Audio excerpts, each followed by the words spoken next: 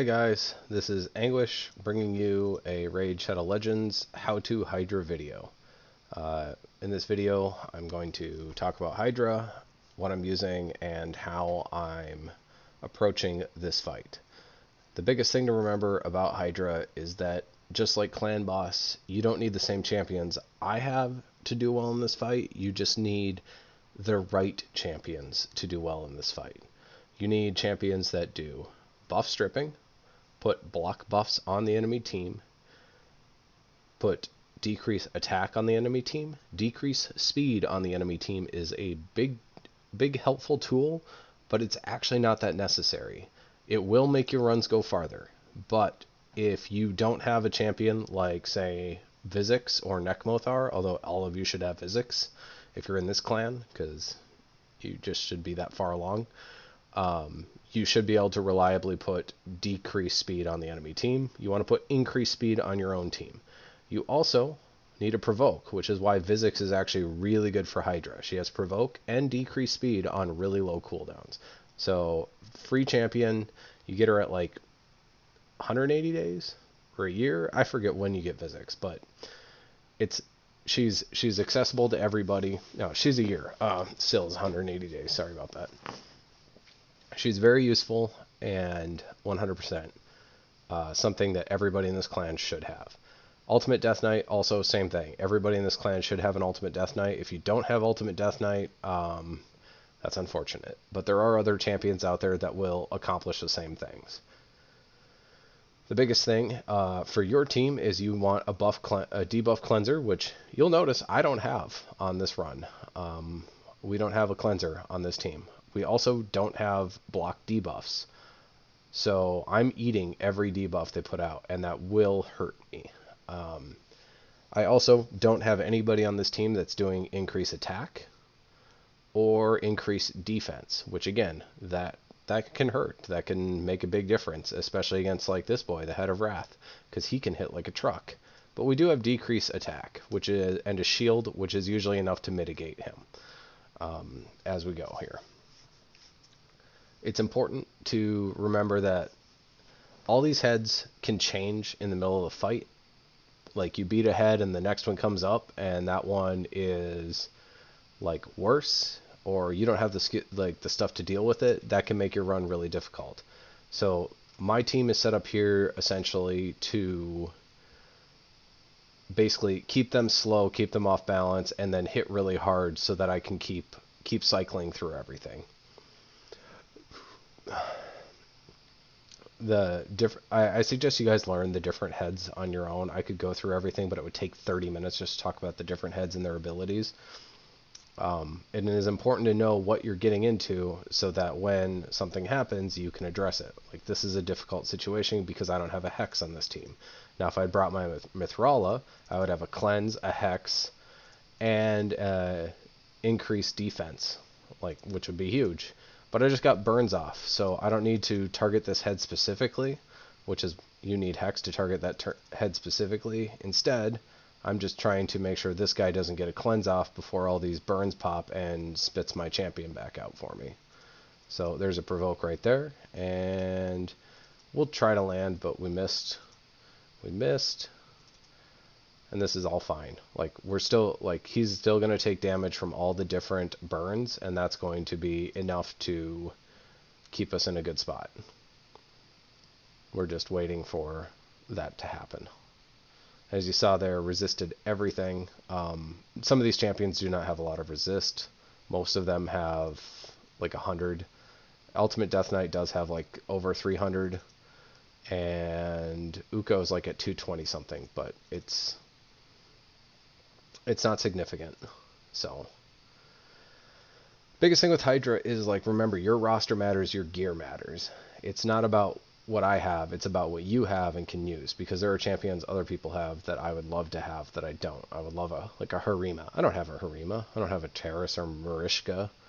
Most of the champions I'm using here aren't even considered S tier. Like, Newt's a high-end damage dealer for PvE content. Uko is like a widely regarded good champion, but two of these guys are from free-to-plays. Drang is considered an A tier. And Nekmuthar is situationally an S tier champion, but like not that great.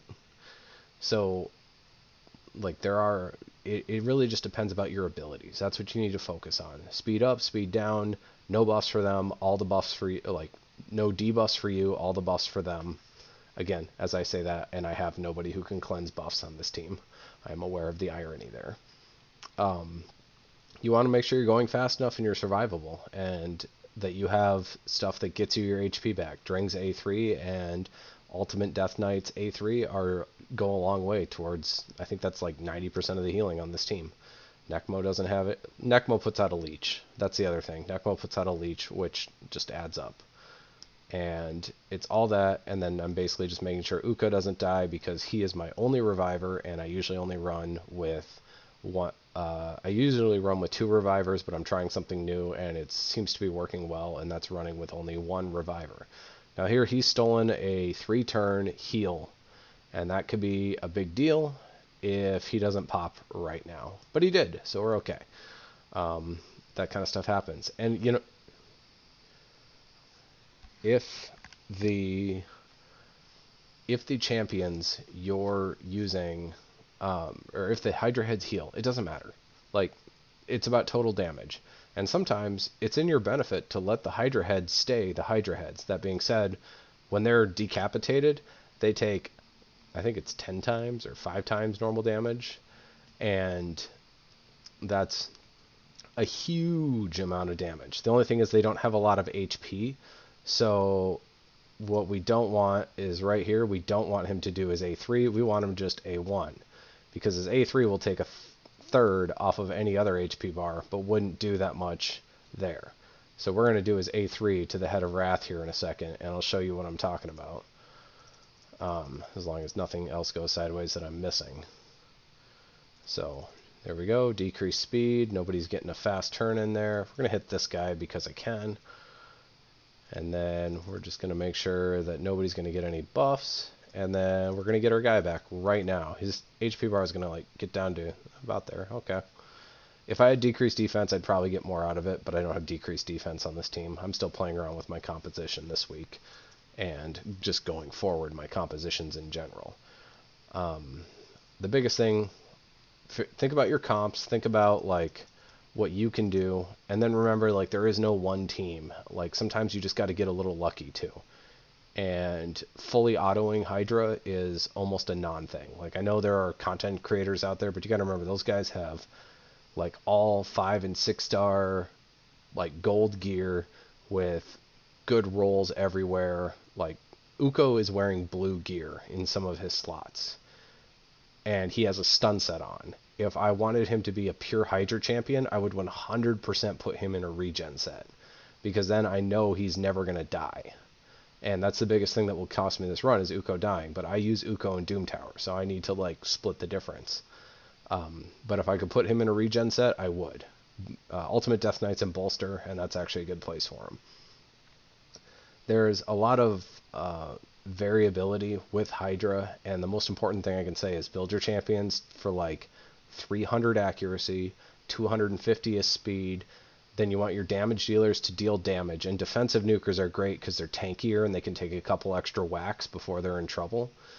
And then effective hit point champions like Royal Guard, Husk, Cold Heart even, Nut are all doing a shit ton of damage because they do damage based on the enemy max HP. So then you don't have to build their attack stat. You are just building crit damage and crit rate, which just takes a little pressure off. But if you don't have that and you have to build like with just your hard hitters, like maybe you have an Eva or a Marinix, it just depends.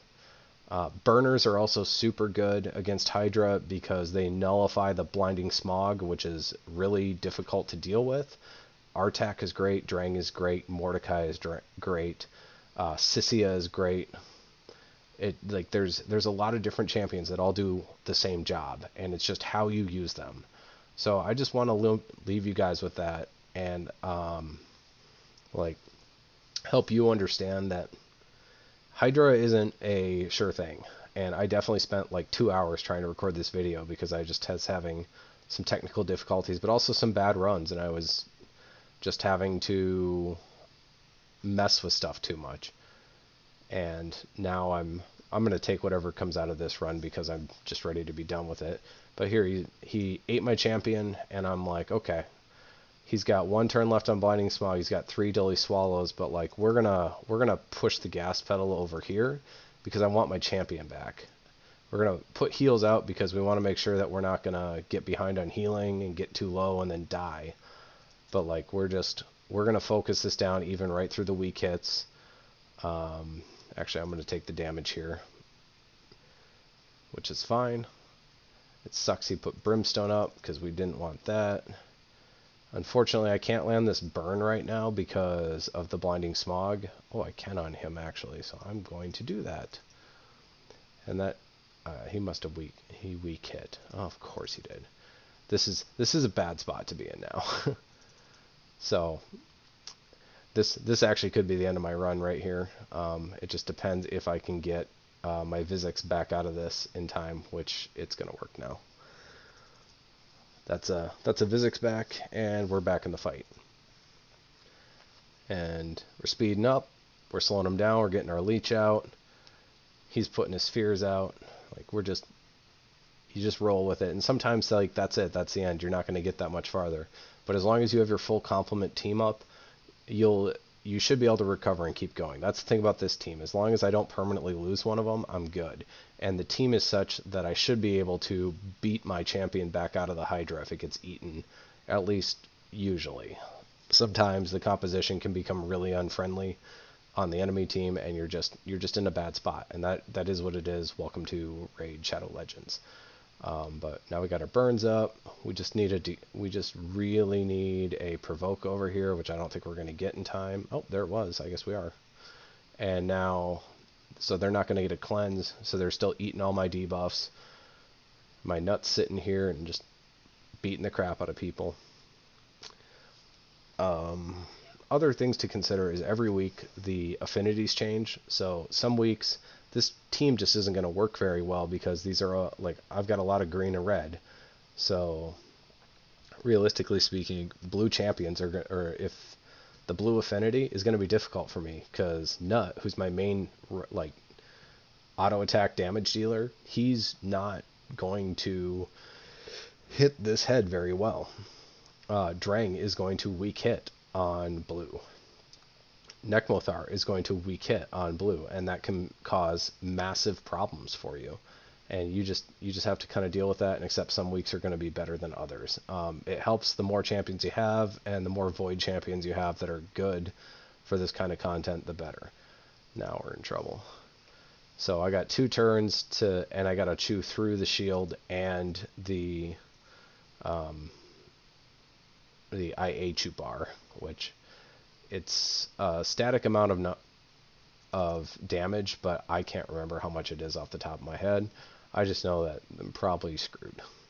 Like that brimstone would have been great. I'm getting completely wrecked by the fears. Again, this guy, if you have an Inquisitor Shamil, it can make him a nothing, but because I don't have Shamil on the team because he's not the starting head, I'm just hoping like that I don't have to deal with that, and that's part of the RNG of Hydra and why it can be so difficult to do this fight.